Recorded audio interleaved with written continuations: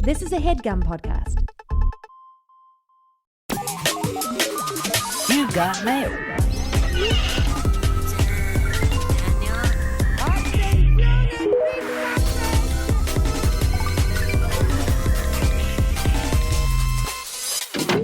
Hi, I'm Millie Tamaris. And I'm Elise Morales. And this is Go Touch Grass, the podcast where we log in. So you can log off. Elise and I are two chronically online comedians, and on this pod, we break down the weekend internet discourse, viral memes, TikTok trends, and niche influencer drama so that you can literally do anything else with your time. And if you like what you hear today and you want to hear more, we've got a Go Touch Grass Patreon already up and running with tons more content weekly, access to our Discord community, and our spinoff series, Search History, where we go back and break down a viral discourse from the past. Right now on the Patreon, we have a deep dive, a search history / recap on mom talk and all the Mormon mom drama. We talk about secret lives of Mormon wives. And if you're not subscribed to the Patreon, you can actually just individually buy episodes now.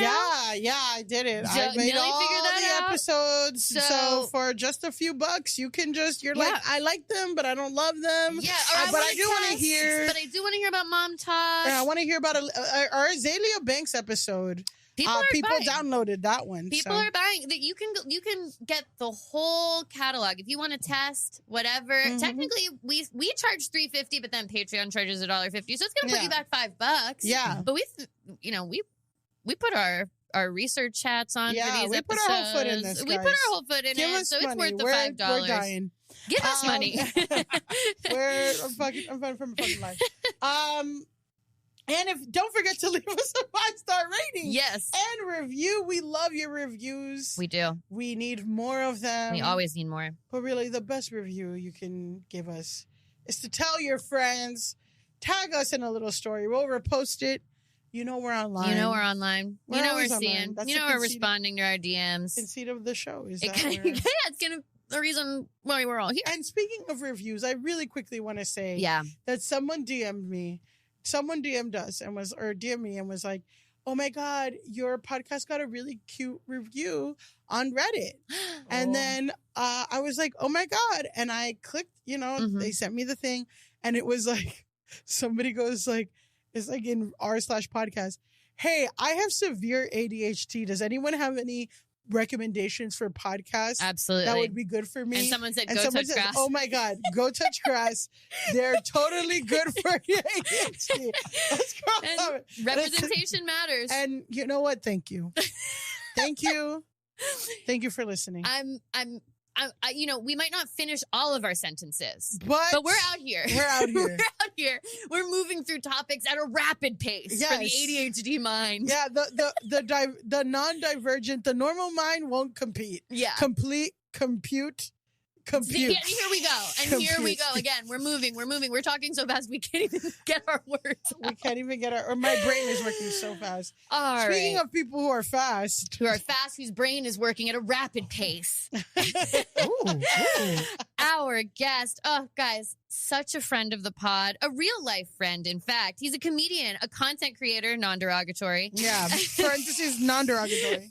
A pop culture commentator and the host of virtual reality on Page 6. You've probably seen his face and eyes as a cup of coffee, venting about any of the happenings of the day. Please give it up for Danny Murphy. Hi, guys. I'm very excited to be here with you. Wow. We're excited to have you. Also, might I say, the Patreon price is like half the price of this Just Fine matcha latte I got. Wow. So, it's really worth it. And Mom Talk, I want your guys' thoughts on it, so I'm going to buy it after this. Yes. I mean, there was much to be said. I know we can't get into it because it's on the thing, but yes, I'm sure y'all get into it. Okay, into it, but I just say, should a white girl in Utah have a brand called Baby Mama? Probably not. Honestly, should a white girl in Utah, end of sentence. Should a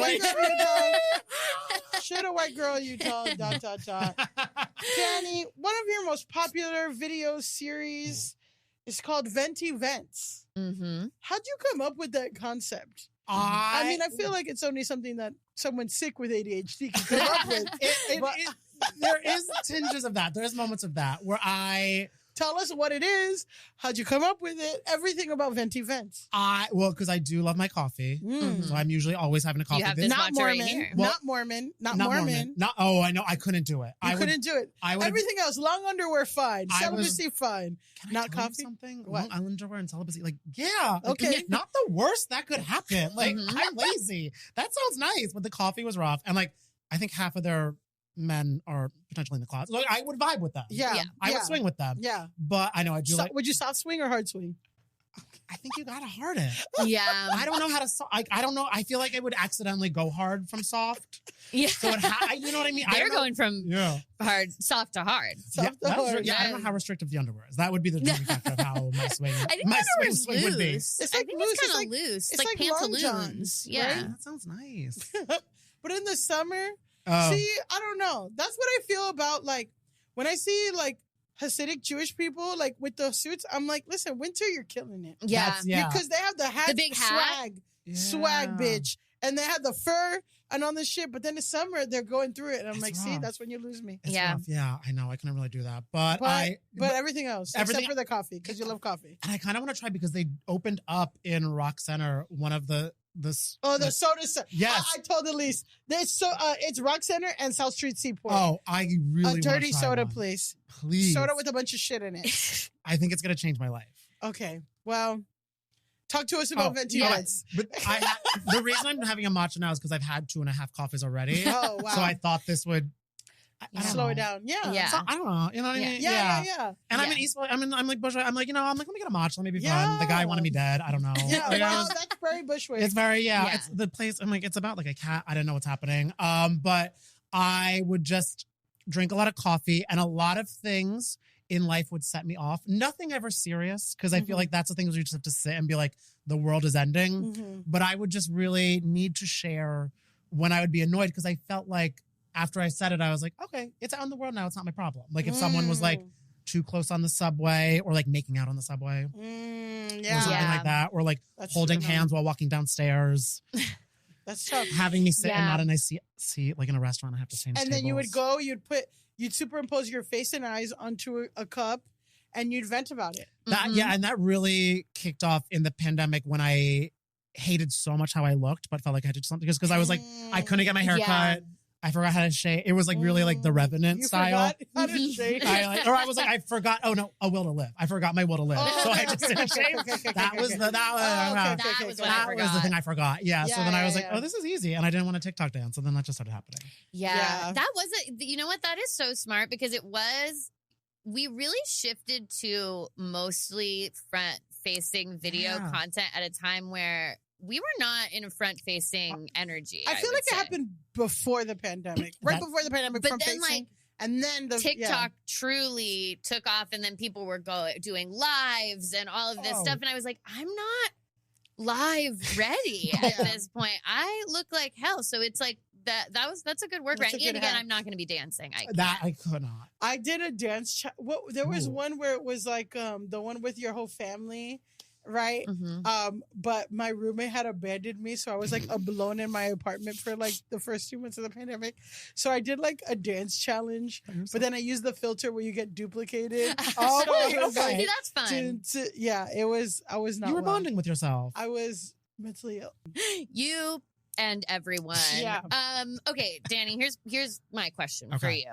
So we talked a little bit about your show, Virtual Reality. Yes. We were talking a little bit before you came on about how you just interviewed Lisa Barlow. Yeah, speaking of Utah icons. You get to speak. Yeah, speaking of Utah woman.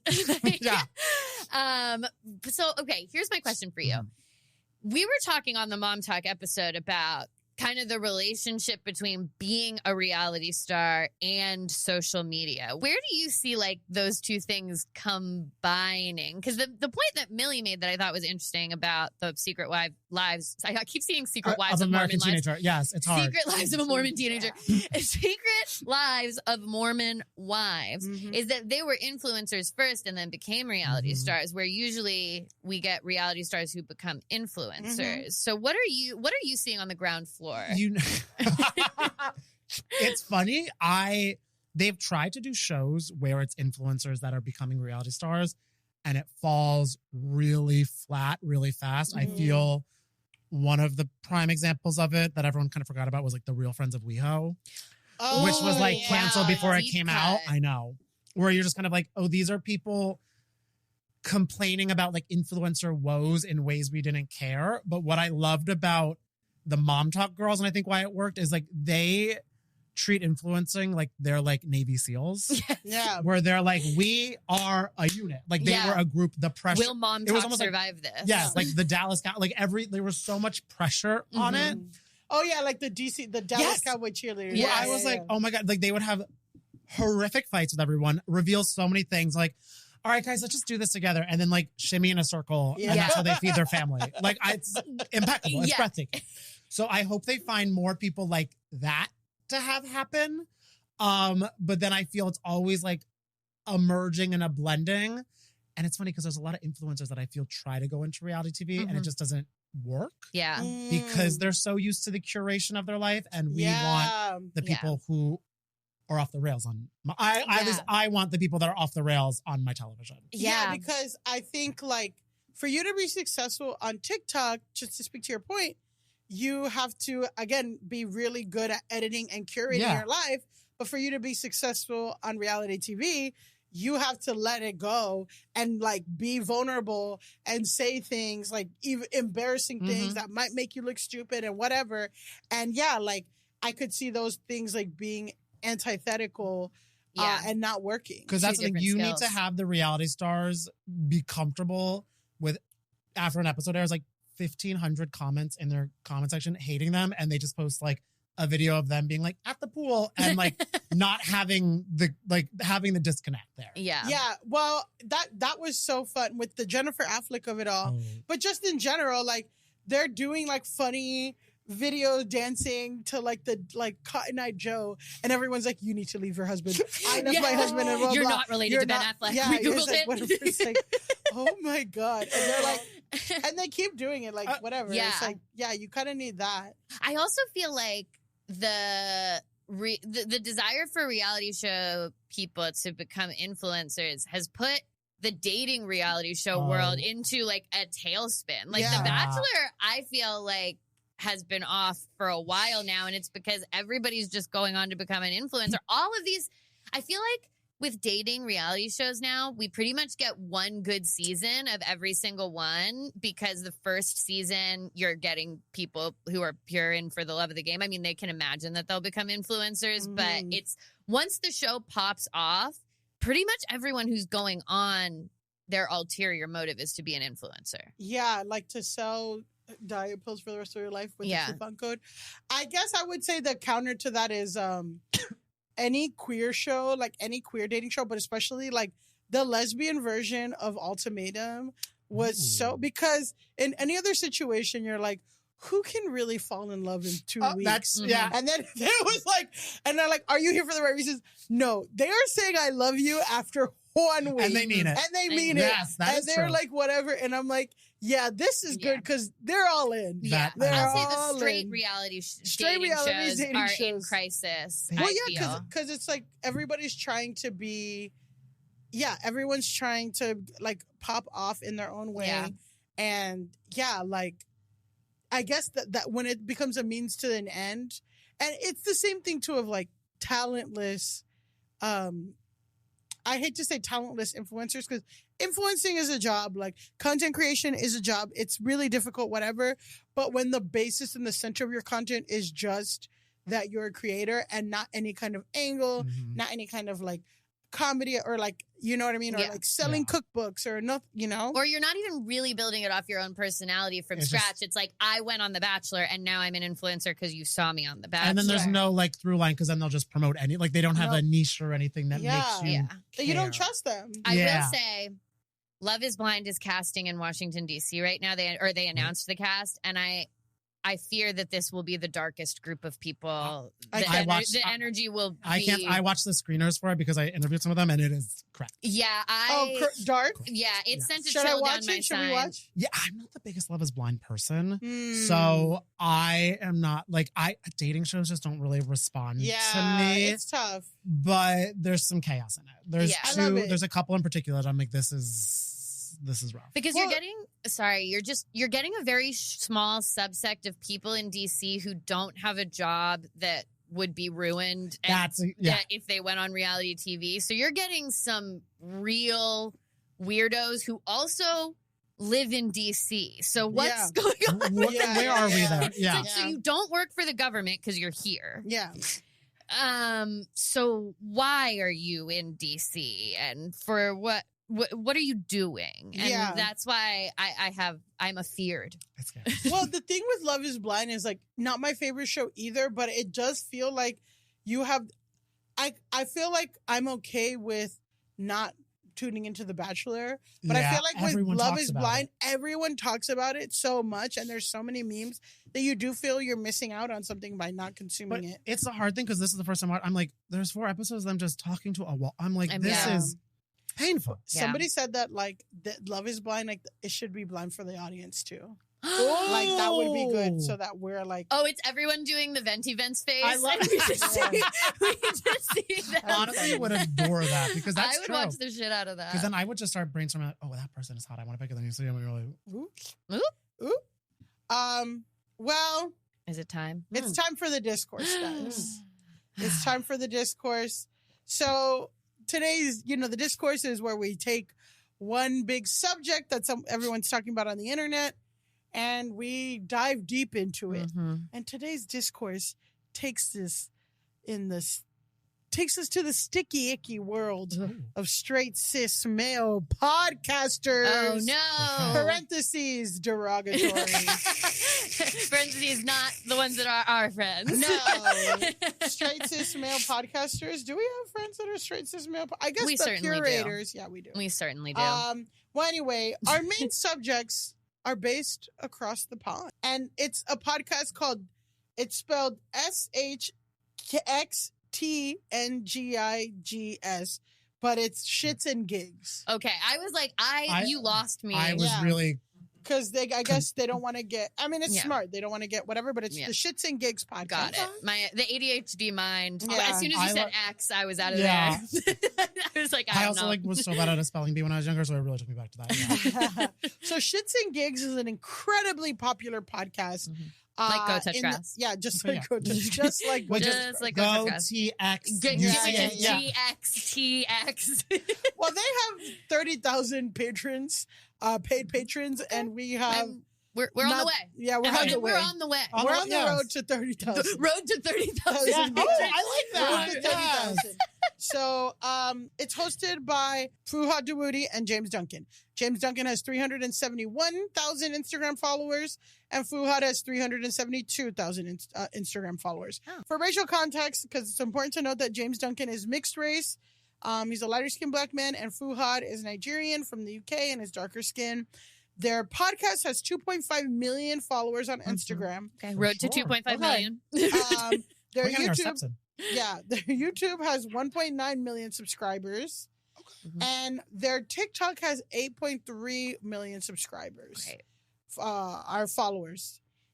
So again, they're extremely popular, and they've been kind of compared to the UK version of Jesus and Meryl. Okay. So this is like a kind of a blurb from them. So they're popularized for their viral X and Twitter Hall of Fame segments. The pair shared their unfiltered opinions on sex, relationships, and popular culture. Award-winning podcast Shits and Gigs is a destination for the culturally relevant commentary. Shits and Gigs has rapidly risen to become one of the most prominent podcasts globally, with content and episodes regularly generating millions of views in the space of hours. Best known for their infectious laughs, comical debates, and honest opinions on UK pop culture. Hosts James and Fuhad consistently generate millions of views online in the space of hours. So it just seems like they're just dudes, and they have a bit of a bromance, and they've got great chat. They've got great banter. The banter. Yeah, and some people have called them sweet and endearing. Okay. But yeah, again, it sells itself as like unfiltered, and this is a quote. They said, "Could care less about sensitivity." So, any thoughts on Shits and Gigs? That's always a red flag when it's like. There are certain code words for like we're gonna say something fucked up, yeah, and could care less about sensitivities. I feel like, and then red flag to me. Because it's that and also like real and authentic. When people are like, it's just real talk and it's authentic to me. And I feel like people relate. And it's like, I don't know who it is. Yeah. Okay. I just tell it like it is. Yeah. Just tell it like it is another one. Yeah. No filter. Yeah. These are red flags that you usually mean like they will entertain like vaccine conspiracies at minimum. Yeah. Oh, and that's a good day. Yeah. And that's a good day. And that's the least problematic day. Okay. Just don't breathe there. I mean, you're good. Yeah. So another person in this story is Andrew Schultz. So Andrew Schultz is a stand-up. Mm-hmm. He has 4 million followers on Instagram. And he's that's my cis straight friend. Yeah. Yeah. He's a comedian, actor, and podcaster. In addition to his stand-up, he's known for his work on MTV2's Guy Code and its 2 spin-offs. He has the Flagrant podcast with Akash Singh and the Brilliant Idiots podcast, which he hosts with Charlemagne. His first Netflix special is Schultz Saves America and premiered in 2020. This is the tagline from Flagrant. Flagrant is a comedy podcast that delivers unfiltered, unapologetic, and unruly hot takes directly to your dome piece.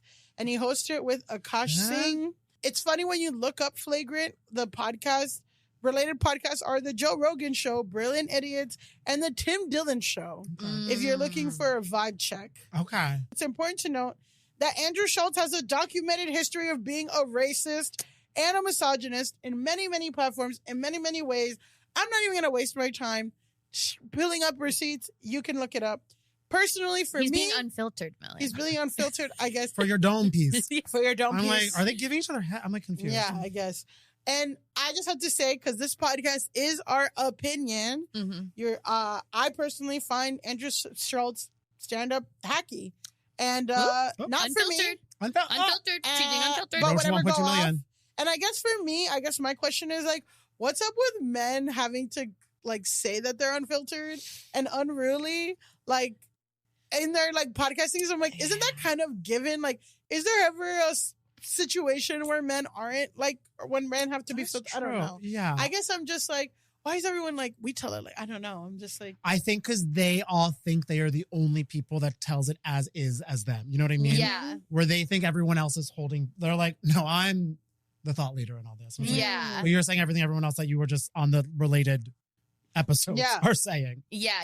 They are like, they think they are the true arbiter of like it is. It's like hero complex-ish. Yeah. And that they're saying something, edgy and like original. That they're speaking...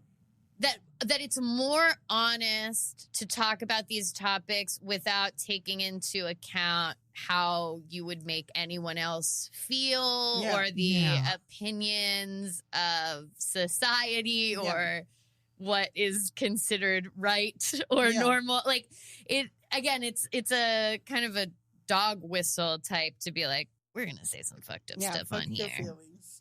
Fuck your feelings. Yeah. Yeah. So... let's talk about the controversy. So, SxtsnGigs, again, they come to the U.S. sometimes, Again, they're based in the U.K., but they come to the U.S. sometimes and kind of every time they come, they kind of have been on watch. They've been saying some stuff.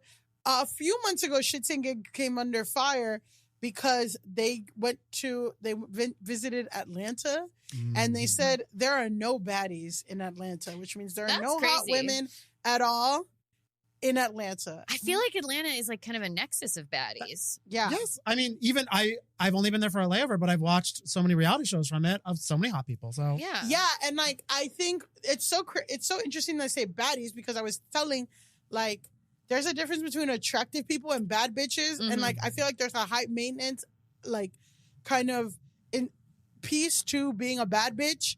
And that's Atlanta. Yeah. Atlanta is all about, high maintenance, like doing your nails, doing your lashes, doing whatever. So it's like interesting. So they got on a lot of shit. Yeah. For that. I feel like anywhere that has a Real Housewives franchise has baddies. Yeah. Because again, they had to make Real Housewives of Potomac. They couldn't do DC because DC That's doesn't true. have any They tried it for a season. They did and they just broke into the White House. Yeah. They were bad, not a baddie. Yeah.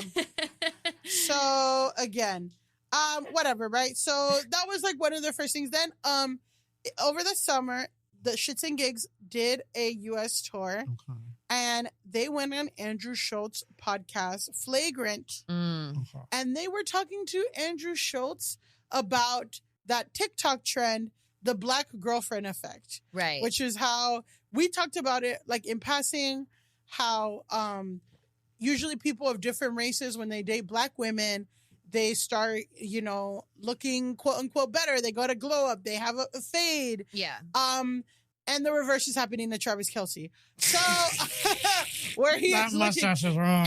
where he is looking more and more like a racist police officer every day. The bucket hat was an unfortunate choice at the U.S. Open. I would say I not say racist police, like racist mall cop, which is somehow worse. Yeah, that's what he. Yeah. A racist the mall cop. suspenders. Yeah. I don't know what was happening there. Yeah. And then both of them trying to like lip sync to Bad Bunny before they were like, I don't know. I mean, Listen, anyway, they seem like they're very happy, but the fashion. So that's what the Black girlfriend effect. So they're talking to Andrew Schultz about it, and I'm sure is an expert at the field. Yeah, expert in the field. So let's see. Let's watch the clip of them talking to Andrew Schultz. What is the Black girlfriend effect? You don't know about just glow up the other culture. Yeah, so you'll see a guy who's had a Black girlfriend. All of a sudden, he's got buzz cut, like clean shape up. Glows up, bro. Yeah, I like that. I like that. They shave their hair because they start losing it. Because they're so stressed being around this Black girl complaining about shit all the fucking time. That's why they got to shave their hair. Nah, bro. White guys with Black girlfriends, they grow a beard because there's up. more cushion when they get slapped the fuck out of. That's hilarious. I think the Black girlfriend effect. It might be a protective instinct, bro. You think? Protective. Yeah. Do you guys have you ever had Black girlfriends? Yeah. Have you ever had white girls? Yeah. Oh wow. Okay. What's your favorite?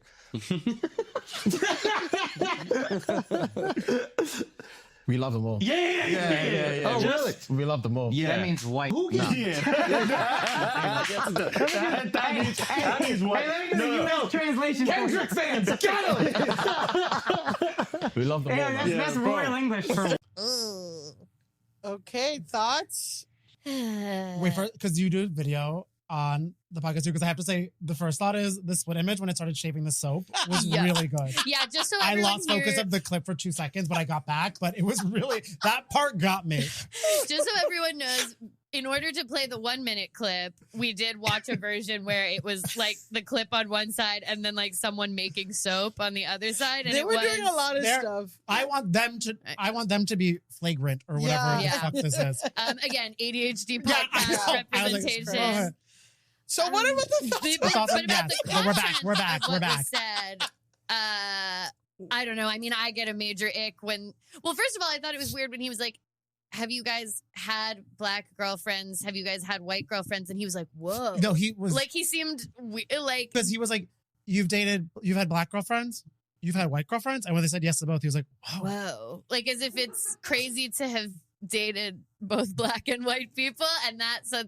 I mean, there were a lot of red flags, but to me, I was like, okay, that's a very weird reaction. And then also to be like, which one's your favorite? I mean, it's just like dehumanizing also, and for gross. him to be saying that the beard was like a protective measure. Yeah. When the only thing I'm assuming his facial hair is protecting him from is people talking to him on the street because he looked fucking like shit. Yeah, well. Unfiltered hot take or whatever the fuck that. Unfiltered. But that also is like, what? Like, I'm curious, like, where is the train of thought even going? Where I feel he was in lieu of having a conversation, just thinking, what can I say to rage? Like, I feel like that's just what his entire thought process is. Well, it is particularly deranged to me to take something that is a trend that, like, it's really designed to praise Black women and be like, oh, the like TikToks of those are cute. Yeah. To show, like, number one, these kind of cute, like, interracial relationships, and number two, to elevate the idea of the Black girlfriend in a way that, like, you know, society hasn't always done. And he just immediately takes it and turns it into like something negative and stereotypical and shitty. Yes. So again, let's go to the backlash of this person. Because again, that part blew up. Everyone was fucking pissed. Many people online said that the jokes that Andrew said was played into the angry Black woman trope of an overly emotional, aggressive personality, which is a stereotype that Black women have to fight against every day. Jordan Berkeley, which is one of the fans, she was interviewed by the BBC. It went like super viral. Yeah. Like a lot of people were fucking pissed. And Jordan Berkeley says she was instantly disappointed when she saw the clip of James and Fuad on the podcast. She uploaded a reaction video. There's a ton of reaction videos on TikTok where she says, it's so exhausting to be a Black woman. Black women are already fed up of being the butt of racism, disguised as jokes. What really upset Black women is that a white man can be in a room with Black men and can be racist and there be no challenge. That's incredibly upsetting. I don't think anyone was expecting Fuhad and James to fight Andrew Schultz on his podcast, but even the slightest of pushback would have gone a long way. They really reflect the fact that they just like laughed along with it. That really upset a lot of people. Yeah. It's again, that angry Black woman trope is always remixed and refashioned. It shapes a lot of how like Black women kind of don't want to react to things because they don't want to be seen as a Black woman, angry Black woman. Well, because that's almost like bait for it. Because how do you react to that in like a not upset way? Yeah, upset way. Yeah. Exactly. And then like, oh, see, you are mad. Yeah. And it's like, well, yeah, you just said a bunch of racist stuff. Yeah. So a lot of people are like, exactly to your point, Danny, they're like, well, we have to defend ourselves. And it's like, feels like we're not allowed to. For a conversation that they're not even in. Yeah. So the SxtsnGigs podcast, which honestly, it consists of a lot of Black women, like predominantly Black women, felt as though Duncan and Dewoti lacked support for Black women, and that they even called out the duo for engaging in the conversation and not challenging stereotypes. Again, it went so viral. So many people weighed in, including actor Lakeith Stanfield, who was from Get Out from Atlanta. Yeah, I'm like, Lakeith is involved. Yeah. He's on TikTok? No, so he posted on Instagram just a little image with words on it that says, if you talk down on Black women, fuck your podcast. And it got 87,000 likes. Oh, and shit. so it's like, again, I want to reiterate, it is important to note that this is not surprising behavior from Andrew Schultz. A lot of people pointed out, they're upset with James and Fuhad for laughing along, not surprised by Andrew Schultz. And a lot of people made the point that Andrew Schultz is not dating a Black woman, has never dated a Black woman, has only dated white women, and is currently married to someone who can only be described as lily white. It's a certain kind of white woman. But I will will counteract that claim, because in this research for this podcast, we're doing it, it seems like he has dated one mixed race person. Mm-hmm. And she Bring her in. Well, he did date one mixed race person, but she has accused Schultz of manipulation and abuse. Awesome. So, okay. Yeah. Fine. Okay, Yeah. it's fine it's fine that you date whoever you want to date, but to have commentary about how Black women will annoy the fuck out of you is so egregious. Yeah. And one TikToker, Anna X Zhao, looked deeper into the hairline joke Andrew Schultz made about how, Black women will cause men to get fades and stuff. And this TikToker was like, that was really off because white men don't really talk about their hairlines like that. It's not as important, balding and all that stuff. It's hairline is not a focus on conversation. It's not as big a deal for white men as it is for Black men. So she looked into it and found proof that actually Andrew literally took that joke from an episode of Flagrant 4 years earlier, in which he had two Black men, Van Lathan from TMZ and Armin from ESPN, and they made a joke similar to that of I guess someone had a hairline thing, and then they're like, oh yeah, you're Black, your wife did that or something. Mm-hmm. Oh. And Andrew did that and ran with that and kind of repeats that joke often. Oh. So again, a lot of people, they got a lot of pushback, a lot of controversy. SxtsnGigs lost a lot of followers, so they issued this apology. So we're gonna watch I love an apology video. Yeah, we're gonna watch the first few minutes. I thought you were saying the first. I was like, oh, okay. How many do they have to do? Well, it's 4 minutes long. I think we're good with just 2 minutes. Yeah. So. Right, before we get into today's episode, quick PSA, quick acknowledgement. So, if you know, you know. If you don't, that's fine. But we just wanted to address something that's happening at the minute. This past weekend, there's been a couple clips going around from when we did a session on the Flagrant podcast. while we were on our US tour. And there were a few jokes made that were incredibly inappropriate. One specifically pertaining to black women. And in the clip, Andrew was making a joke. I'm not even going to get into specifics. Making a frankly racist joke. And we were laughing at it. And to give there's first of all, before we get into like specifics or anything like that, obviously there's just literally no excuse. There is no excuse. Agreed. And fight or flight is a real thing. Like it is, fight or flight is a real thing, and it's so not easy to say, but when you're in those situations, you look at it through a lens of like, bro, if it was me, I promise you I'll stand up, I'll kick them cameras down, I would smack homeboy in the face, I would say this, I'll do that. But when you're in there, you're in shock. You're in shock, and all you want to do is move on. Bro, move on is the fucking word, bro. All you want to do is fucking move on. Just move on to the next thing. Just move on to the next thing. There's so and like many we had times. to say a few times, bro, just move on. Just move on. So many different topics. We were like, move on. And it's not even like about pity laughs or anything, but we just wanted to get out of that situation. Literally get out of that situation, keep the ball rolling. And we thought it was going to be more of like a bros chat, but it ended up being something that's like really, really hurt people that look to us for support and look to us to feel protected. And protected is the main thing that I wanted to discuss, is that it is our duty to protect you guys. Facts. And it is definitely not cool to be in that situation. And again, not be the ones to stand up and kick the cameras down. So, thoughts? Facts. It is so funny to say facts in the middle of like a heartfelt apology about how you didn't stand up against racism. How you're supposed to protect people. Yeah. Facts. I mean, okay. There is part of me that understands the fight or flight comment in the sense of like, in my one-woman show, which you know, I talk about a time where I was hosting a Harry Potter sorting ceremony and a girl said the N-word, and I had to kind of deal with that in the moment. It was on stage in front of like 1,000 people. Yeah. And she's a real J.K. Rowling fan. Okay. Yeah, I know. She knew she's like, before the woman's name was Jai Kai. She knew before. She knew something we didn't.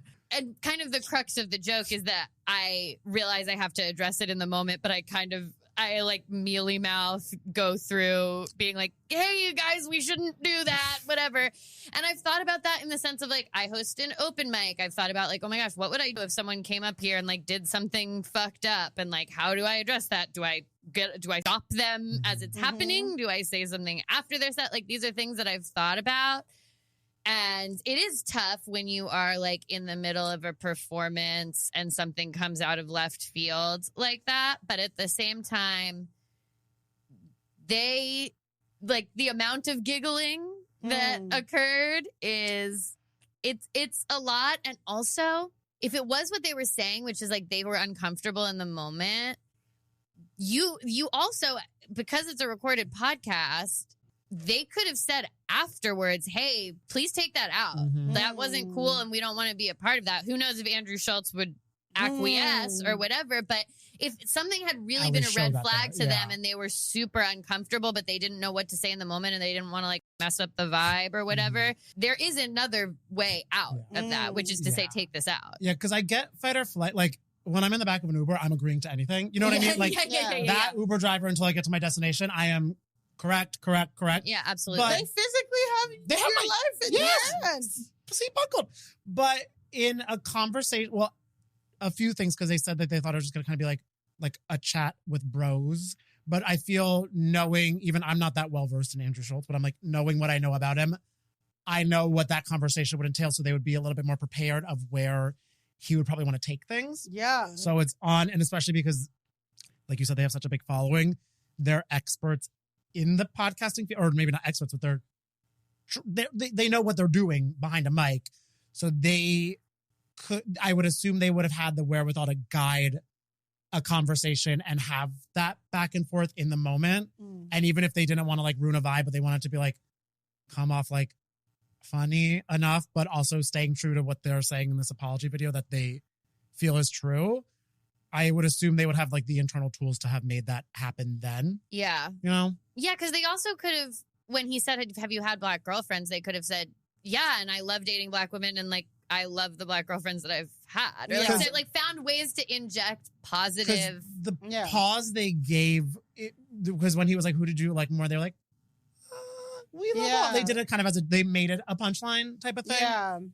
Yeah.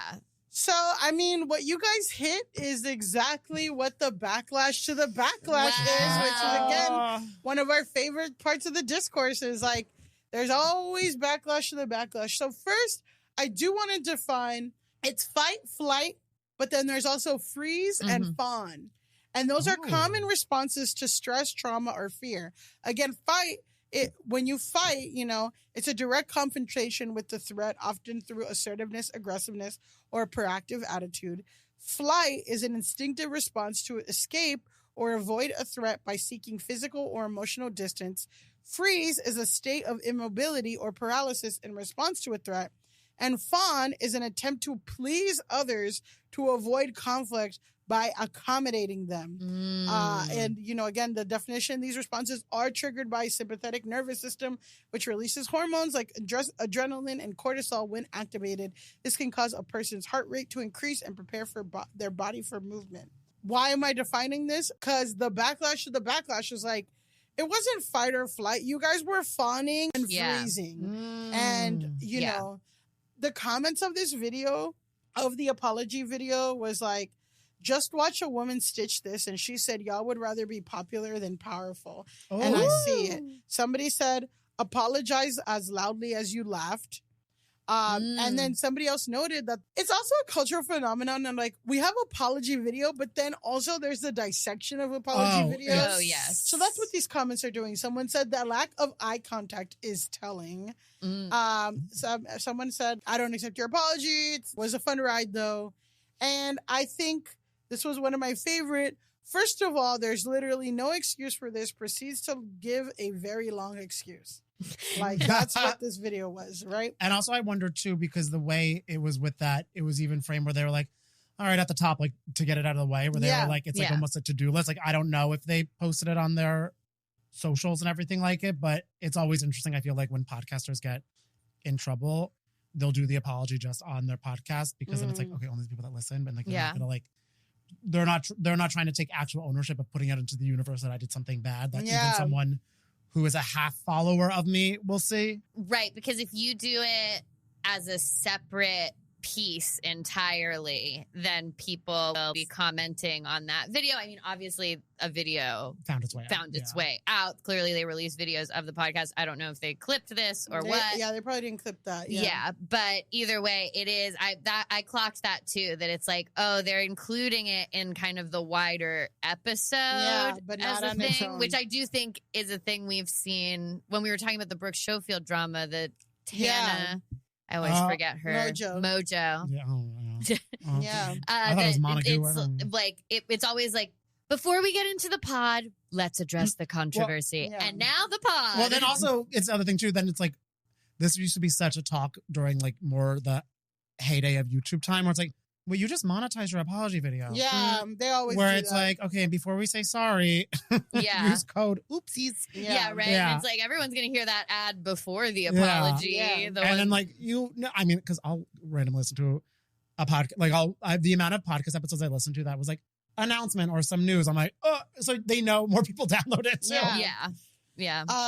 So following their apology, again, back to backlash to the backlash, Schultz reacted to the apology a lot. Like he literally did split screen, would play their apology, stop it, and make commentary.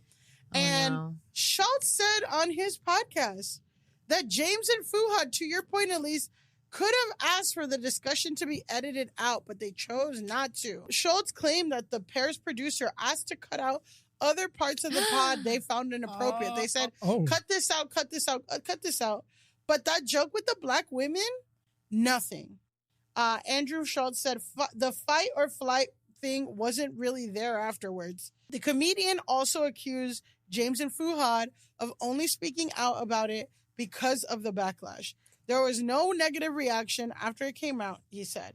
And then, in true Andrew Schultz form, he went on a whole diatribe about how you can't give people who cancel you power and you need to stand in what you're saying and who gives a fuck about cancel culture and blah, blah, blah. Yeah. But, unfiltered, et cetera. Yeah, Schultz Save America. Yeah, Schultz Save America. But a lot of people, again, a lot of Black women have said, like, you know, we know that Andrew Schultz is racist, and to a point, we give him credit because he stands in it. Yeah. Like, he's not, like, He's not trying to be someone he's not. He's not trying to be someone he's not. And also, everyone's just kind of like, it's also your fault for, like, you thought it was going to be bro chat. Do you not consume or engage in anything that Schultz does? Like, if you would have known that this is what happens, you know? Yeah. It's not going to be, like, just a bro chat. That's not what he has ever done. So, well, like, that is bro chat to like, I'm like, you all have different definitions of bro chat. Exactly. Yeah. So the podcast duo hasn't said anything about Schultz's comments, you know, or anything I feel in like response. if they try to, if I'm now like trying to get the grasp of like Schultz's mind, I'm assuming he would then just release all the shit that he said. Yeah. Because he doesn't strike me as a guy who's like, well, it's not like swipe or no swiping. It's not like, well, they said no, so I can't use this file. I think he would just air all that. Yeah, no, what's that? Like, there's like that folksy saying that's like, don't mud wrestle a pig because you both get dirty and the pig likes it. Oh. Yeah. So whereas, well, okay, hard swinging. I don't know what's going on over there. Sorry, but yeah, you're entering into his territory, especially if you can tell from the tentativeness of their own personal apology that like they're not ready to go to bat for this. They just want the controversy to be over, and they're just like, oh no, oops, everybody's mad at us, etc. If they really wanted to like go to bat against what they said and be like, our reputations be damned, we will take down Andrew Schultz or whatever, like that's not what they are looking to do. Yeah, and it's just also like they don't really need Andrew Schultz. Like, no, it's like you could tell they respected him and they liked it and they just didn't think anything of it, which has gone to a larger criticism of them. Of like, there's been multiple instances of them disrespecting and saying shitty things about Black women. And this is just one of those things. And it's also like, they're not comedians. They're just like podcasters. Mm-hmm. Derogatory. Yeah. So it is also like, they don't have like the chops to be going back and like, they probably like that about Andrew, you know? Yeah. So then to go back and forth and being like, this wasn't really what we thought was going to happen. It's like, we don't believe you and you suck. There's this quick video from these two British Black women who made a comment on it that I thought was really interesting, and just to give voice, and this is from the Season BF podcast. I think we've done things where we've done interviews and someone says something that we may personally not agree with, and you can just be like, oh, they were laughing. They were laughing. Belly laughed. They thought that was funny. And do you know what? It's actually quite funny. Was it last week? The week before? We made a statement. Men are afraid of other men. This is it. A man saying that Black women are violent. A white man. You two are Black men.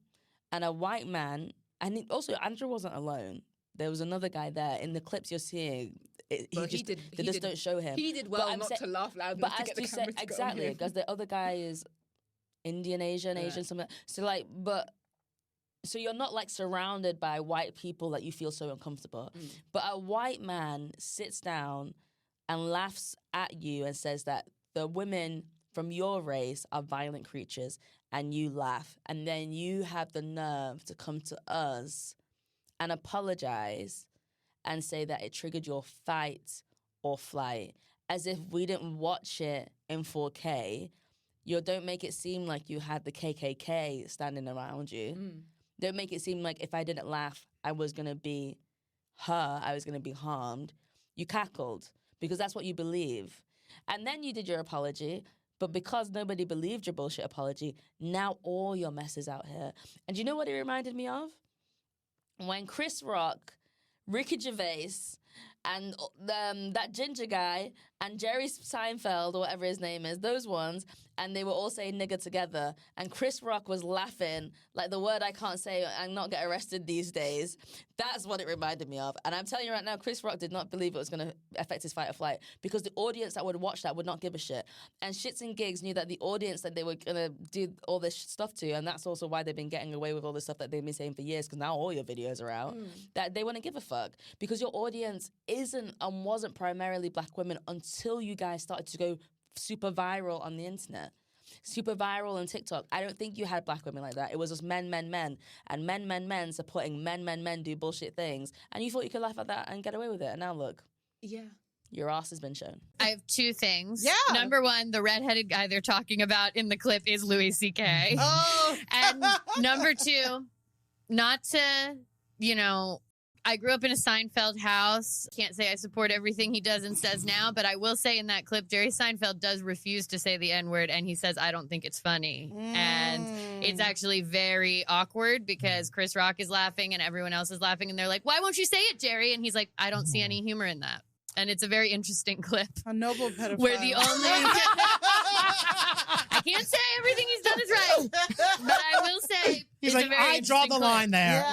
Yeah. He's like, I will date a 17-year-old girl that I met in Central Park when I'm a 30-year-old man, but I 38. won't. 38-year-old man. He's hooked on phonics, but not all phonics. Yeah, exactly. Any final thoughts about this situation? Danny says the N-word. Yeah. I can say it. I have to know, my last name's actually Schultz, and I just have things to tell my family about.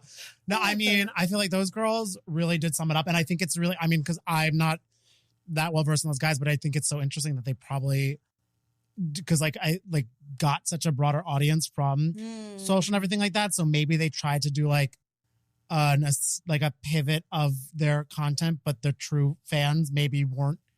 Like the original fans were like, no, that's how they talk. But all the other fans are like, what are you guys doing? So they're in a divide right now. So I think that's really an interesting point that they touched on. Yeah. Yeah. So, well, when you have a bigger audience, you're more responsible to that. And I'm just thinking now, like Chapo Roan right now. My head just went there too. Yeah, my head went there where she's like, I'm not endorsing any president, blah, blah, blah. Like, stuff about Gaza are like both sides are wrong, and then people. Yeah, she said there's problems on both sides. She didn't actually say Gaza, but one assumes that's what she means. She said she said Gumball. And she said that she wasn't gonna go. She got invited to the White House, but wasn't gonna go because of Gaza and all this stuff. But it's like, but it's the same thing of like, when you're like an indie creator with 60,000 listeners or whatever, you could do that, but like this is like unfortunately a responsibility, and it's like,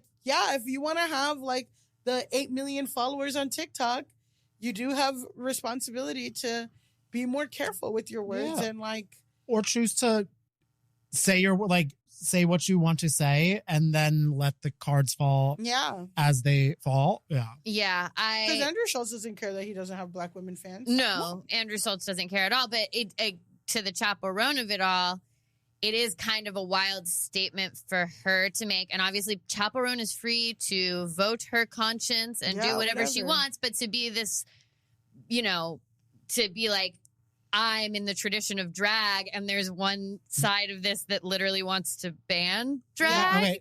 It's weird to be like, both sides have their problems. Not me now being her Seinfeld. I know the rest of her quote. Okay, she said, you should really look at. I don't like the first half of the quote, so that's why. You had to look at the rest. Give it.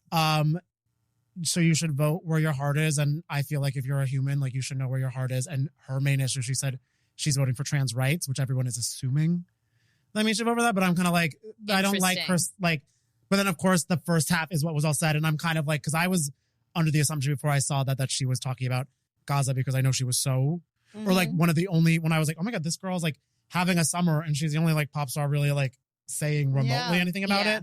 So I was kind of just like, okay, if you got there at like the back end, but like it took you an entire paragraph of the conversation to do it. But it's like, this is your responsibility now. This is what you have to be careful and conscious of. And also, fan base, she's so confident to like curse off the paparazzi. Why is she not so confident to like piss off everyone else? You know what I mean? Yeah, it is. Well, Yeah, so basically at the end of their quote, if she's saying I'm going to vote for trans rights, then it's like she kind of in a circular way did say that she's going to vote for Kamala, I guess, unless she's like, I'm only voting. But that's also the hard thing where you're like blank. But it's like it again. Chapel's going through it, as we all know. Yeah, that's figuring out where her level of fame is. My personal advice to Chapel, if she's one of our listeners, is don't answer the "Who are you voting for?" question unless you are prepared for a concise response that is not easily misinterpreted or clipped in a negative way for you. It's just this conversation about like when you have a bigger platform, what is your responsibility and what are you going to do? You know, what are you going to do with it? So, well, speaking of someone with an enormous platform. Yes. Speaking of someone. That was a discourse. Discourse over. Discourse over. Now we are moving. We're moving to a segment that was meant to be one of our most wholesome segments, but Danny, to be honest, it's tough for us. Rough. It's gotten hot. It's tough for us to bring this one back. This is our segment, Dispatch from the Animal Kingdom. And tell the people why it's hard for us to do this. So, you know, this was our segment. Millie and I conceived of this segment when we first pitched the podcast. We said it'll be a great place for us to talk about viral animals. It'll be a wholesome place. Who doesn't love to talk about viral animals? We had... Over the summer, we banked some episodes. We had Vinnie Thomas come on, and we did a whole Dispatch from the Animal Kingdom episode about a whale named Valdemir. Mere weeks after. Russian spy whale. He was a Russian spy whale. He did work for Putin's government at some point, but as far as we knew, he was off. He was off. That was his past, and his future was trying to join this other pod. That's where we left him.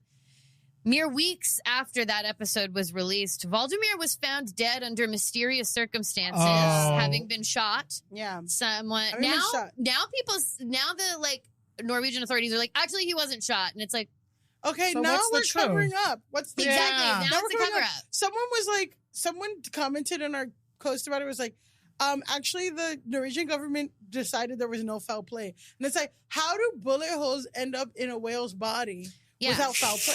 And why was it and then why is he dead? Yeah, why isn't Valdemir with us then? What is the reason? What's the reason? So either way, Elise was like, Millie, I don't know if we could do this segment anymore because this is the second time. Also, Alice the fish. That's true. Alice passed the fish away passed as well. away. Oh God, so she's like, you know, are we bringing harm and cursing? And like, there's candles lit. Like, are you accidentally manifesting the death of these animals? But I say no. We are doing important work. Yeah, and we can't stop.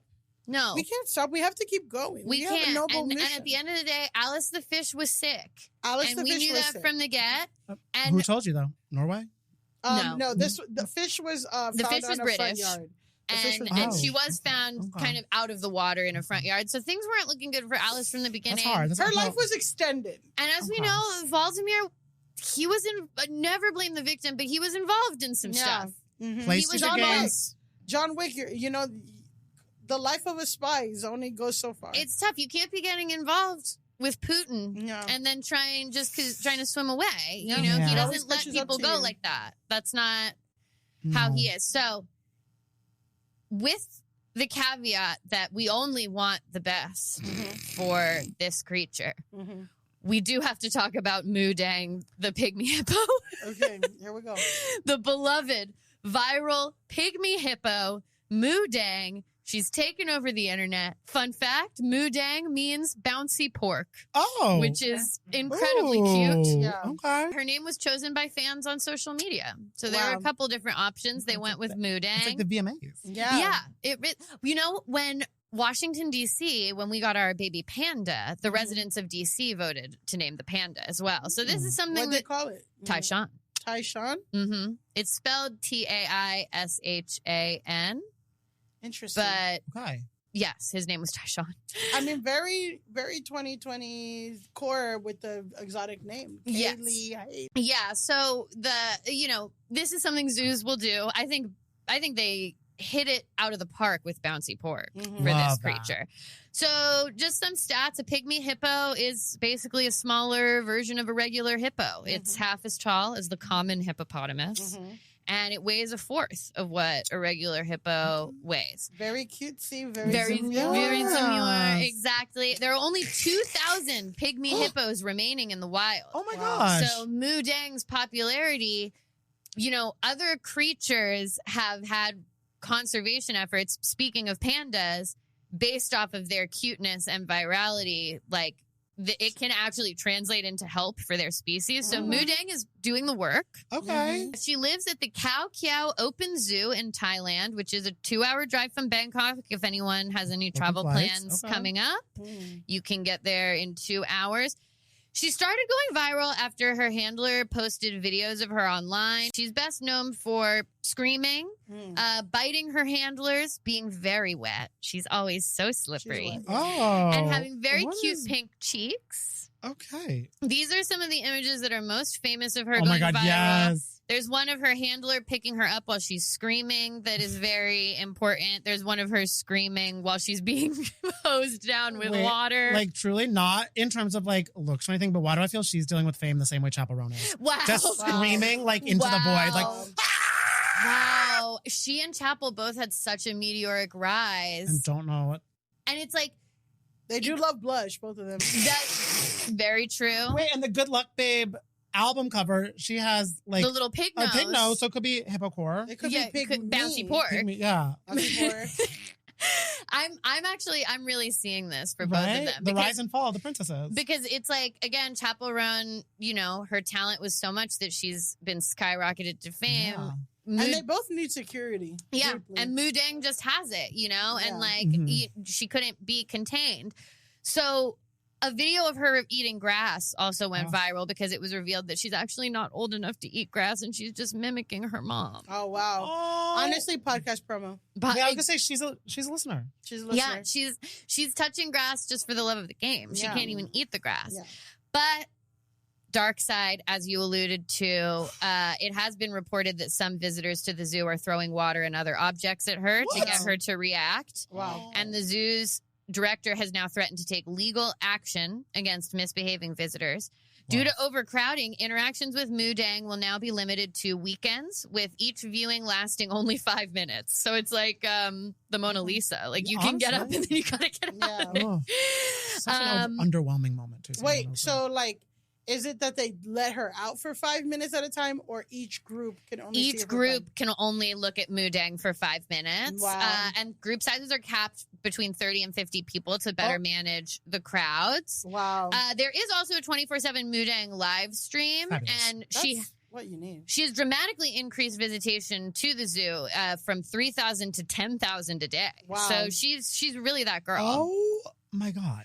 But I will say, if you're throwing things at a viral baby hippo in order to get it to do something social media worthy, you must touch grass. Yeah, you need to go touch grass. You need to go touch grass. I'd actually argue you should have something. You should have the objects thrown at you. Yeah. Mu Deng should be allowed to bite you. Yeah. If you do that. I mean, I'm sure that they would want her. I know. I kind of would let Mu Deng bite me. Yeah. She only has like 2 big hippo teeth. I feel like, and Hippos they're flat. are like violent. I was gonna say, I don't know if I want that part from her. She could scream in my face. Yeah. I do wonder because like big regular hippos, they're scary though. They'll kill you. Yeah. They'll kill you. I don't know if the pygmy hippo has the same temperament. I mean, it seems like her mom, Mu Deng's mom, is always there and around, and her mom doesn't seem to have a problem with the handlers, but also they're known to her. I don't know. Okay. I love that they're like Judy and Liza. Yes. Wow. But speaking of telling people to go touch grass, we've now come to our final segment. Wow. That's enough for Mu Deng. No one harm her. Leave Mu Deng alone. Leave Mu Deng alone. Don't ask who she's voting for yet. Don't ask. Let Chappell figure her stuff out. Let Mu Deng figure stuff out. They don't owe you, behaviors, viral behavior. But speaking of people who need to go touch grass, Danny, we've come to our final segment of the show. Our final segment every week is Grasshole of the Week. This is our segment where we declare the person or people who need to go touch grass the most. Okay. I'm very excited for this week's Grasshole because it's a classic. I would say classic, pure grasshole behavior. I know we need like a chart. Yeah. And we need to like take time to create a chart. Different types of grassholes. This is one of my favorite types, which is person posting from their business account things that they should not be posting from their business account. Someone going off on the business page. Yeah. I love these are one of my favorite They're types. satisfying because corporations aren't people. Yeah. But they do take the mistakes of people. Yeah, and people do run their social media. Yeah, people run their social media. So this all starts with a video from @Renee McClintock, aka Renee Raising Toddlers, reviewing the locked permanent bracelet with the headline 10 out of 10, don't recommend. What is a locked permanent bracelet, you ask? It is a bracelet that you get with your partner that cannot be removed ever unless by a professional. So my first question to either of you is, would you want an unremovable love bracelet? The Cartier one, yes, because that's also you can sell it. Love fades, but the money doesn't. Okay. I've seen like friendship bracelets that you can get soldered on like the same way. There is some kind of trend of permanent jewelry. Yeah, I don't know. You don't want it? No. I hate having things on me though. No, I would get worried. I get worried. Even if it said like, oh, it's made of whatever stainless steel, it's going to be fine. One time when I was really little, I left a ring on for a long time and it turned the base of my finger green. Yeah, well, that means it was just a cheap ring. Yeah, that happens to me every day. It was visceral. I left it on for too long. I couldn't get it off. It was like a very visceral reaction, and so even though I know that's because it was. I was like 6 years old, so yes, it was a cheap ring. It was a child's ring. Yeah. But I don't like having things jewelry on that you can't take off. Yeah, I would say it's kind of like the location tracker, find my friends. Oh, I mean, I'm obsessed with that though. So I think you are. Yeah. Wow. You let yourself be tracked. Well, I'm like the mom of the group, so I make sure all the kids get home. Okay. Yeah. It's like my stories. But do you like people knowing where you are at all times? Yeah, because if someone asks, I'm like, this is what I'm doing, and also I don't do that much. You're gonna see. I'm going to yoga and going to the mall and going home. I live in Hoboken, girl. It's not the mall, Jersey. Yes. Oh my God. Okay, so let's watch this video from Renee. We'll see what she had to say, and then we'll get into the drama as it unfolded. I hate to make this video, but this is not going to be a good review, and I waited for so long to see if the company would rectify it, and they pretty much refused to and are ignoring me. So let's do a review on this locked permanent bracelet set, because I feel like this is a pretty kind of pricey and permanent thing, and if you're receiving it, I think you should know about the company. So let's talk about it. I'm a TikTok shop affiliate, and I requested this locked permanent bracelet as a sample. I thought it was really, really cool. My husband and I's anniversary was coming up, and so I immediately thought, okay, great. This would make the perfect anniversary thing for us to do together. The product seems super cool, and so I requested it, and they approved it. Shipping was pretty quick. It came in, and my husband and I sat down to do it, and pretty quickly we realized that one of the clasps wasn't working appropriately. This tiny little clasp right here is supposed to have a hole in it so that you can push it in and lock it in, but the clasp doesn't have a hole for the other end to lock into. My husband's went on perfectly, and mine didn't because the clasp was broken. So my husband has his bracelet on, and this is mine right here because I can't clasp it onto my wrist. I reached out to the company on August 8th, and I just told them that we were having issues with the clasp and asked if they could just send a replacement clasp, which is just this tiny little piece of metal right here. They responded 2 days later with a link for me to purchase a new clasp for $10. And I didn't like this response because I watched a video with the person who was promoting this from the company, and they said that if you have any issues or it has to be removed for medical reasons, that they'll replace the bracelet. So I assumed their customer service was going to be top notch, but the fact that the clasp was defective, I assumed they would be sending me a clasp for free. This is a $60 product, so I understand I received it for free, but I'm also giving them free promotion to talk about their products and get the word out, and so I feel like they should want to rectify the situation so that I talk about their good customer service. This video could have gone one of two ways. I could have talked about how fantastic the response and the customer service was, but unfortunately, that's not the case. So they sent me the link to buy the clasp. I responded and asked them, like, are you expecting me to pay for this clasp? And I sent them pictures of the clasp to show them that there was no hole for the other end to go through. And their response was, okay, we marked it complete. You don't have to make a video. Okay, so the TLDR of the situation, she was doing a collab with this company. They get the bracelet. Her husband puts on the locked permanent bracelet. Her locked permanent bracelet's clasp is broken. She tries to get the replacement clasp. They want her to pay for the replacement clasp. She's like, that sucks. I shouldn't have to pay for the replacement clasp. They basically tell her, actually, we don't want the collab, and ghost her. That's the TLDR. After her husband has the... After he has the permanent bracelet on. He probably doesn't even want it. Yeah. Yeah, so now he has the permanent bracelet on. She doesn't have the permanent bracelet on. So, okay. She posts this video. Oh, God. Guess who gets in the comments? Locked permanent bracelet. So I was going to hand this off to you guys. Danny, would you like to play locked permanent bracelet? Love. And Millie, would you like to play Renee raising toddlers? This is not what happened. You emailed us saying you didn't want to post a collab video due to the faulty clasp and your missed anniversary, so we canceled the collab with you. Heh, emoji. This is absolutely not what happened. I'll do a video reply, though. You were not a paying customer. You requested a free, all caps locks, product from us, and we canceled the collab. I don't think you understand how affiliate marketing works. You asked for a review. Here it is. We didn't ask for one from you. You requested the sample to begin with, and we canceled the collab. When you accept a collab request, you're agreeing to receive a review. You know that. I know that. I asked for a free product. In exchange, you needed a review. That's how it works. Again, which is why we canceled it. Ooh, 2 comments in a row. We send out hundreds of class to customers all the time. We actually have great customer service, which is annoying when somebody who isn't even a customer tries to complain. Okay. Ooh. So, okay, that's actually a small snippet of this comment thread. That's a small snippet. That was a small snippet. They both had time. Locked comments 7 more times in that thread. The community management is amazing. Then Renee, as she said she would, did a video reply.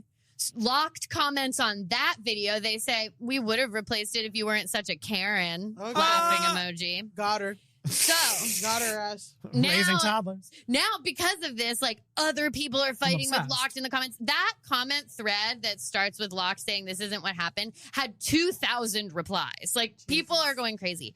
So, then another company gets in the comments. This is a product called Fabulove, another permanent bracelet company. Christ. Another $60 permanent bracelet company gets in the comments and they say, Locked CEO review bombed us and went on our website and left a bunch of 1-star reviews, which is Grasshole behavior. Yeah, in and of itself. Without a doubt. Then another creator at Jenna Media Co. comes out to say that Locked owes her $700. What? Because they collabed on a video series with her and they only paid her for half the videos, and they also told her she'd get a 20% commission on anything from the TikTok shop.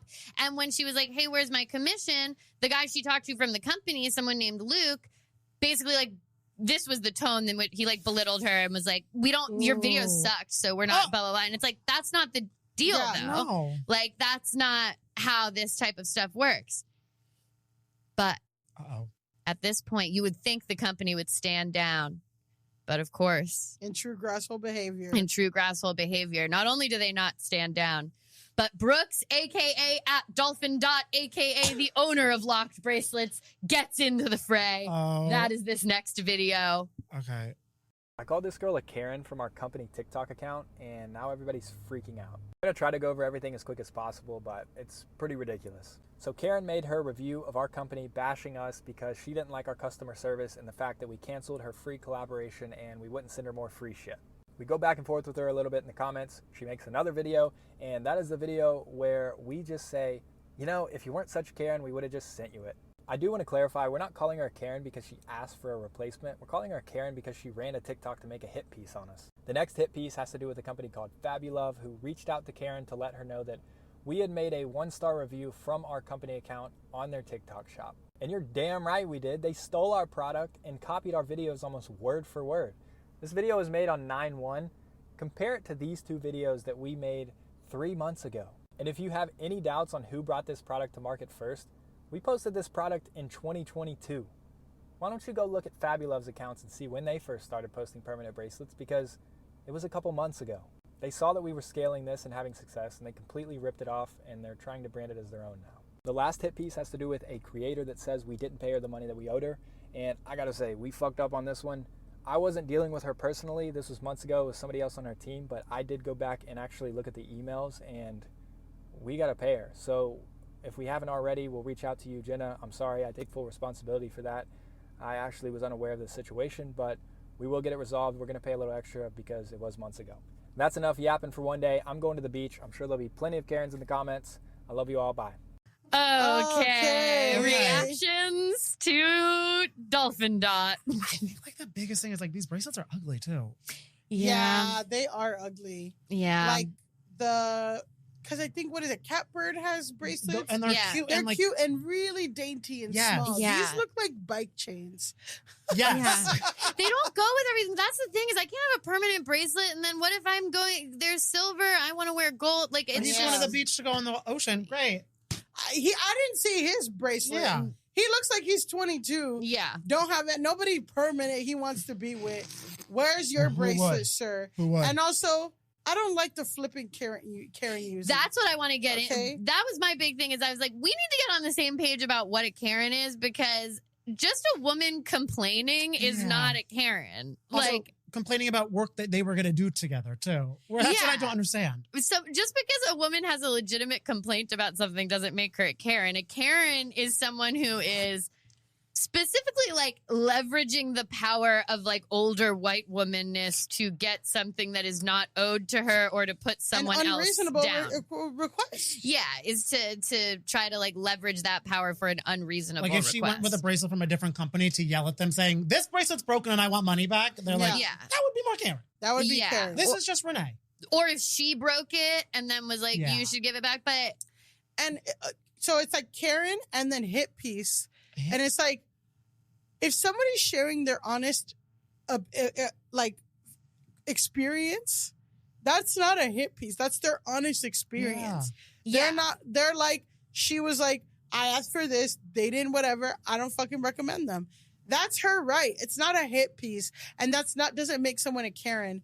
And I just feel like the 2 stories that we've shared with the other, it's like the hate of women in general. I know. Like, black women are too whatever, white women are too whatever. It's like, guys, like, you just hate women complaining. Yeah, exactly. It is the thing where it's like, the crux of the issue with these other guys is that like a black woman would want her boyfriend to have a haircut. Yeah. And for him to look nice. To shower. And this woman wants the product that her husband already has permanently on to work. That she was partnering with. Yeah, that's the other thing, is he's like, you put out a hit piece. It's like, no, the point of all of this was that she was going to make a video review. Yeah. And that's also the same. They're making all these women content creators, female content creators in a fashion space. Then like this guy just comes in and is trying to like demean them and make them feel stupid for doing their job in their avenue. Yes. Yeah, because basically how affiliate marketing works is that a product will be like, hey, I'll give to a TikTok, and you could only do that if you're over like 10 or 20,000 followers. So it's like, hey, if you post, we'll give you this shit for free. You have to post a video about it. And then anyone who uses your link, you'll get a percentage of it. Yeah. That's how that works. So they're like, you asked us. It's like, yeah, but you accepted it. So you have to follow through. Mm-hmm. If you want a video, if you want me to do a video about it, if you don't want to follow through, I'm going to say what I have to say. Like, what the fuck? Yeah, it seems like, okay, so they did pay Jenna Media Co. They paid her plus $250. But the way they treated her before, it seems like they just reach out to these female, like, UGC content creators. And then treat them like shit and talk down to them and call them Karen and ghost them when they ask for their money or be like, your video wasn't actually good. And the only way that you can get a response from them, like the only reason they did right by this one person is because of all of this controversy. But this man is being dragged.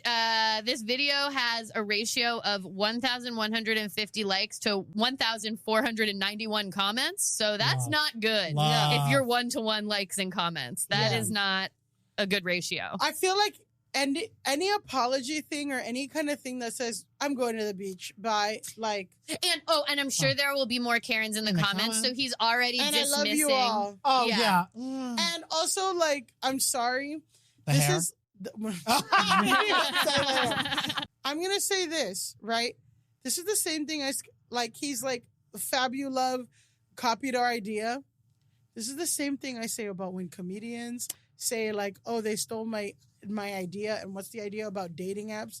Like, it's like you're not the first person to ever think about this.